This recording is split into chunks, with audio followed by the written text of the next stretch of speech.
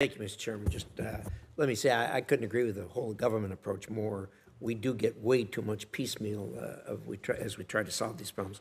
I made reference to a letter that Senator Cantwell and I sent to the administration on May 19th, 2022. I'd like to include that in the record on this same subject. Obviously, our place on the West Coast is very vulnerable to what happens in the Indo-Pacific, and this letter addresses that. So I'd like to put that in the record, please, Mr. Chair.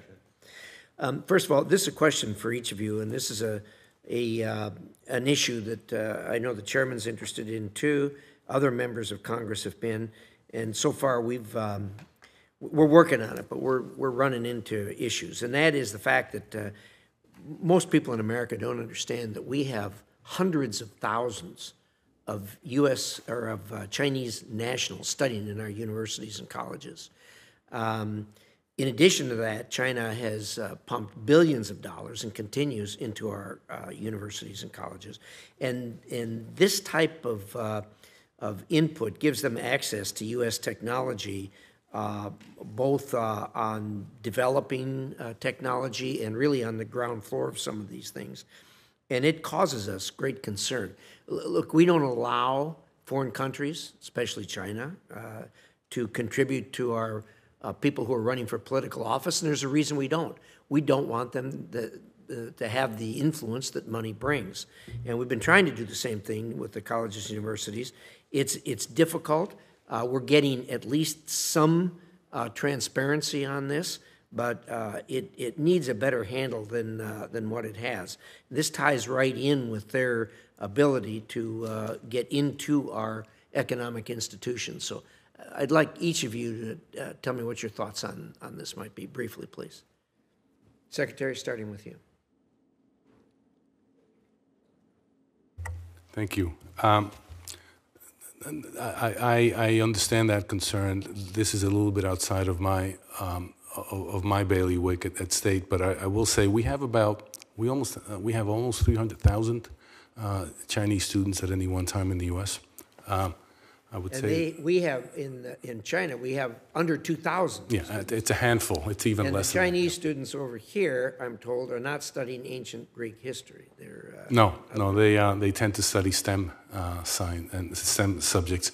But let's also understand that 80% or so of the engineering students, of the science and technology students, stay in the U.S. and they become part of the economy. So this is a complex subject. This is one that I think we have to be clear-eyed about. And on one hand, our universities benefit from this kind of exchange. On the other hand, we have to be clear-eyed on the danger. And this is something that we would welcome a much longer conversation on it. I have had, at the State Department, I have had Asian American groups come and talk to us about this issue. So this is one that we would welcome a conversation on. Thank you.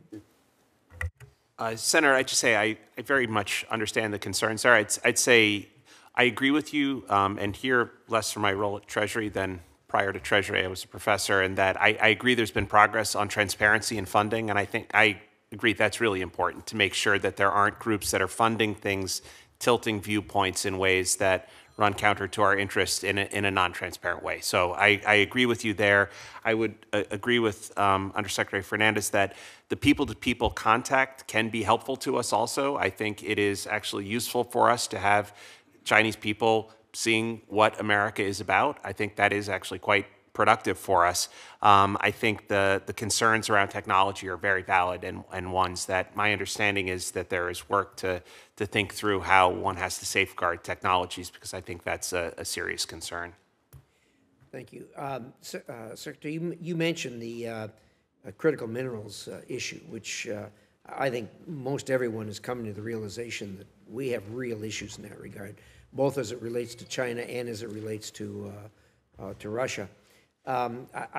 You've probably seen the information in open source about the actions that Brazil is taking regarding lithium and the other South American countries. And of course, their connections with China seem to be growing. What are your thoughts on that? This is a perfect example of why we need to get more involved and why we've created the Mineral Security Partnership. 14 countries plus the EU, to work on a number of things. Share information, invest and finance, work on recycling, and also make sure that our calling card is ESG principles. We actually have worked on a number of critical mineral projects in Brazil. A couple of them have gone forward. We've got to do more. And I think what we are doing now is we have a dialogue with Brazil. We have technical assistance that we provide to Brazil. And we intend going forward with the new Brazilian administration to explore ways to pursue critical mineral projects going forward. Brazil could be a very valuable partner in finding critical minerals. Right now, those critical minerals, for the most part, 80 to 90% of them come from the PRC. We have alternative sources. It's not only Brazil, Argentina, Chile, Peru. We've got to do more in this hemisphere. My time's up. Thank you, Mr. Chairman. Senator Van Hollen. Thank you, Mr. Chairman. Thank both of you for your testimony today, and I've been trying to